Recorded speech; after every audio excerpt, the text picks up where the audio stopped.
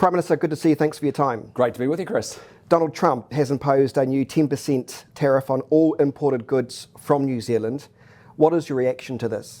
Well, look, I mean, tariffs and trade wars are not good for the global economy, not good for New Zealand or any country, frankly, in the world, and that's why we've always been a strong believer in the free flow of goods and services around the world. It's not a surprise. The President campaigned very strongly on a tariff agenda, and I think the concerning aspects of it are that while yes, New Zealand's been hit with a 10% baseline tariff going into the US, there are many countries that have actually been hit with higher tariffs, and so our exporters are, in a level playing field and maybe slightly better off than some other countries. But the bigger impact will be what happens next, and in terms of the purported retaliations from other countries that have been hit with much higher levels of tariffs, and what that drives on in terms of currency, in terms of demand, in terms of inflation, and ultimately in terms of economic growth. So the impact is not, our exporters will be no worse off and maybe even slightly more competitive going into the US market, but the reality is it's what is the wash up of all of this on the global economy, and that's why tariffs and trade wars are just not good for global economics. So in respect to that, could the byproduct of all this be increased costs here at home? Well, I don't think so. I think what it creates is also, New Zealand is relatively well positioned. We have products and goods that we sell around the world that are actually in a lot of demand. It's the reason that I've actually been out in the world since the last year and a half with Todd McClay in Vietnam, in the UAE, in the GCC, in India, just in the first few months of this year. It's because we think we've got huge opportunity for our exporters all around the world. And there might be substitution and opportunities for New Zealand exporters in other parts of the world as well. But in general, tariffs and trade wars are just not good for the global economy, and that's something that we really want to, why we always advocate for low tariffs. How can the government then soften the blow for companies who are already putting up press releases saying this is really bad? Yeah, it's interesting. I've spoken to a lot of exporters. I had Zespri, talking with them yesterday morning, their board and their management team. A lot of our exporters still see huge opportunities in the US. Remember that a lot of our growth and trade with the US has actually been in the services space rather than the goods space.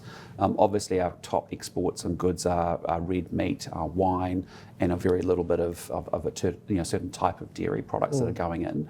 But a lot of our exporters in a market of 360 million, if they target the right customers and they target the right retailers, can actually believe that they can still do very well there and see good long-term prospects there.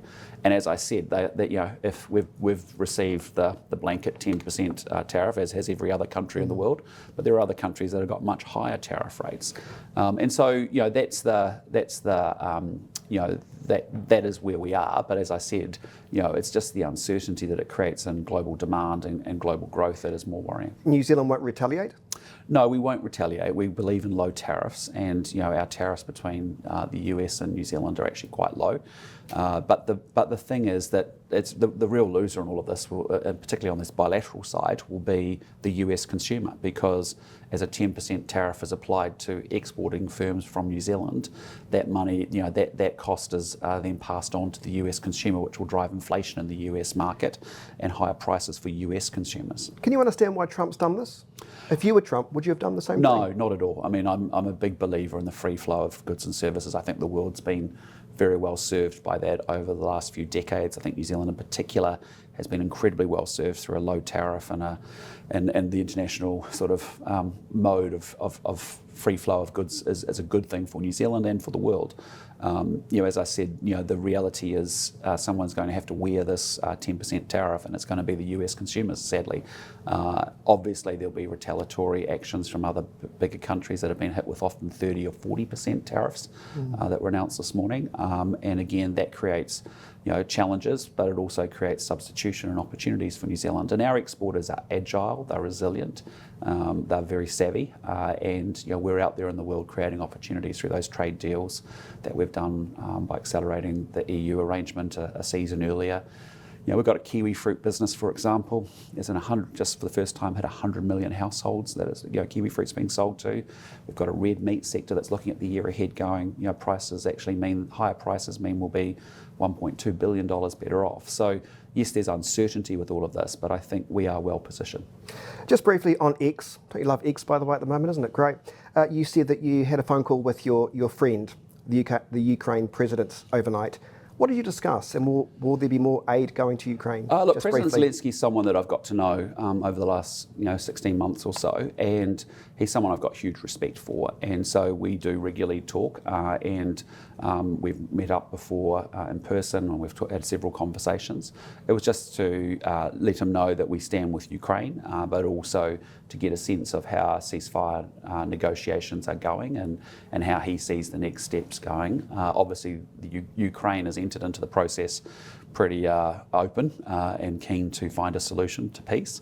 But what we're seeing clearly is Russia, not wanting to come to the table and not wanting to participate in creating a ceasefire. And ultimately, Russia can stop this immoral, illegal war by exiting immediately. But there needs to be huge pressure applied to Russia because they're not showing up with the same intention that Ukraine is to try and find a peaceful solution. So really, it's just about encouraging him and saying that New Zealand stands with him. Just finally on that, do you think the New Zealand government should or will be in a position to give more aid, as in cash, to Ukraine, or was that stopped now? We have, and we continue to look at what other things we can do to support. So on the 3rd year anniversary, just last month, we put more money into the Ukraine Relief Fund.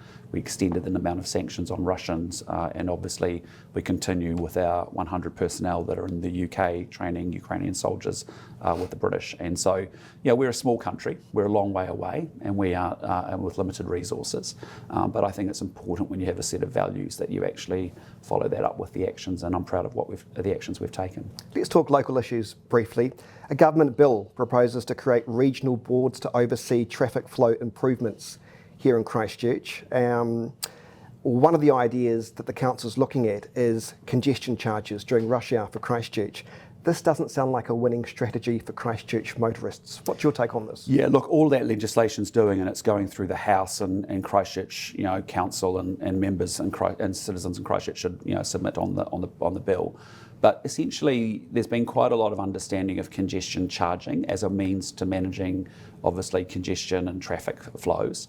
And when you look at it around the world where there are good large populations and dense populations, you can often get, say, an 8 to 12% reduction in traffic on the road. So imagine what it looks like over a school holiday period. Do you think Christchurch needs that? Well, the primary city really that it's targeted for right here, right now would be Auckland, with the large population it's got.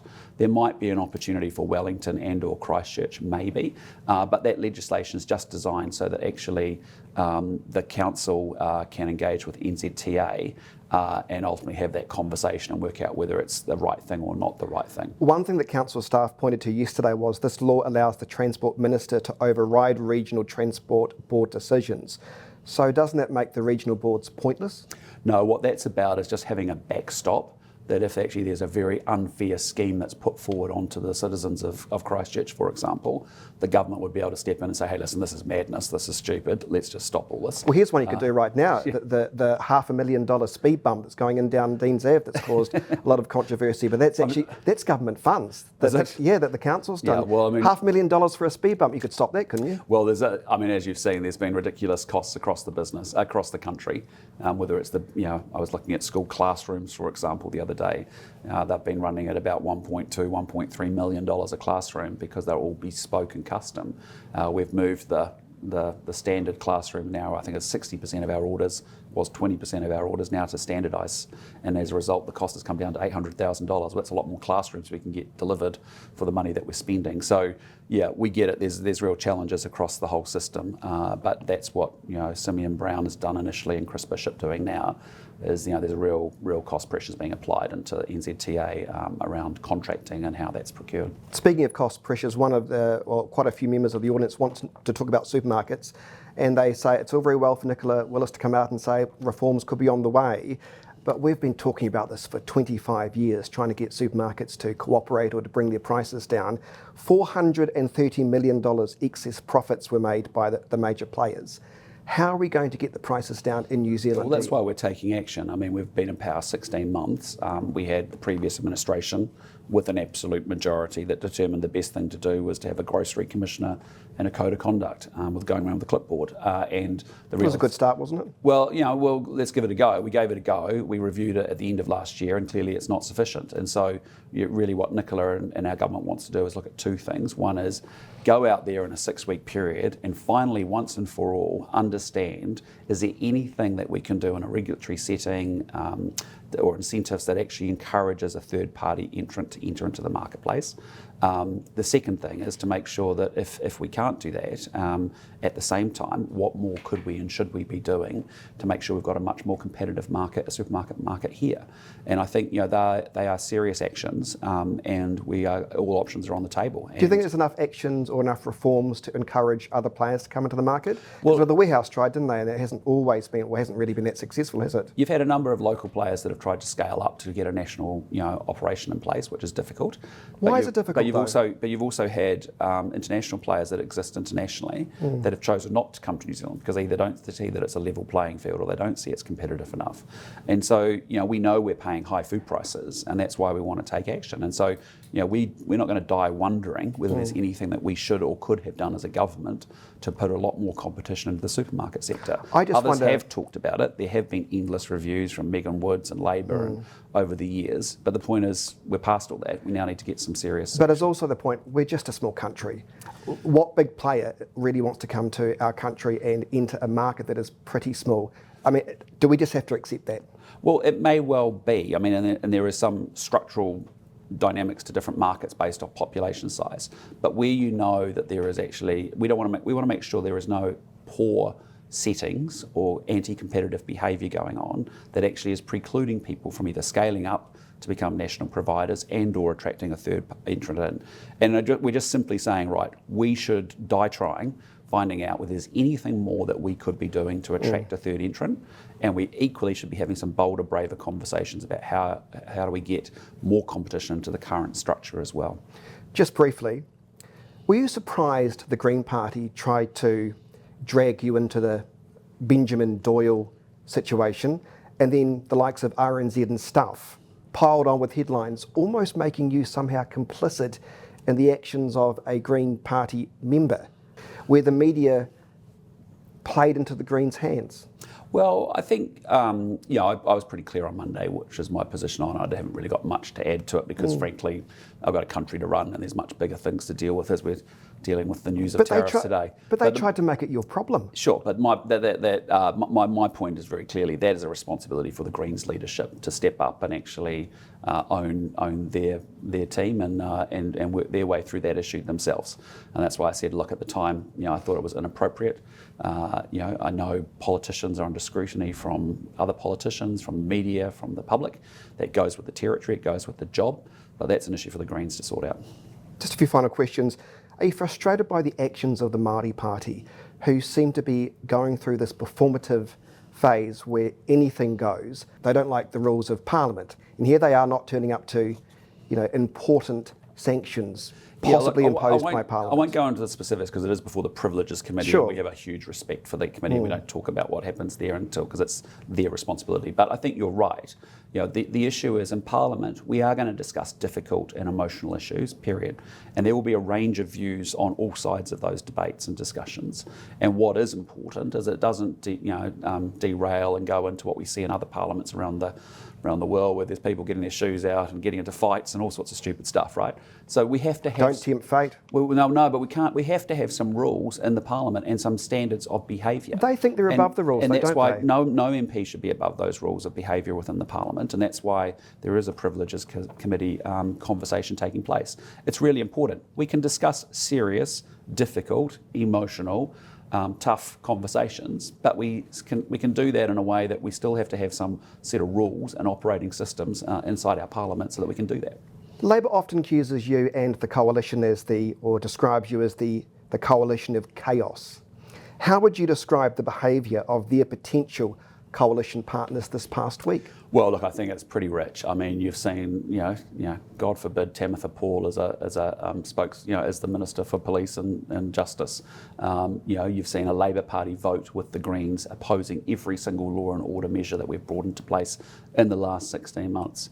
We have crime heading in the right direction, which is down. We actually have police up and out on the beats. Our gang laws are working to bust up and smash up gangs. People are feeling safer. And Labor didn't support any of that, none of it. They voted exactly the same voting record as the Greens. And I think you just look at Labour, Greens and Te Pāti Māori and say that would be an unholy, ungodly, sort of a combination really, a problematical combination. And I'm really proud of our coalition government. I think when you look at the work that Winston Peters is doing internationally with us, when you look at the work that David Seymour's doing, we're working very constructively. We have differences for sure. That's normal. That's to be expected in a mature MMP environment. But we manage it really well and we're a good team. Seems such a long time ago when National had a pretty friendly relationship with the Māori Party under the likes of Peter Sharples. I mean, those days are gone now, aren't they? The likes of the Greens, when it was moderate with the likes of Rod Donald and Jeanette Fitzsimons. Well, their positions have shifted from those parties, and it's not the Greens are not the party of James Shaw. The Te Pāti Māori is not the party of Tariana. There's a much different, harder separatist agenda there. On the Greens, it's a much more, probably socialist agenda, frankly. So that's the reality of it. But the point is, we should still continue. Our system sets us up through MMP to try and find common ground where we can, and we can be respectful to each other. We don't need to denigrate each other personally. We can disagree very, very strongly on issues of policy, but where we have areas of commonality, where there is interest in bipartisanship, of actually getting the right solution for New Zealand, that's where we should continue to keep working hard at. Prime Minister, good to see you. Thank you for your time. Good to see you too, Chris. Take care. Thank you.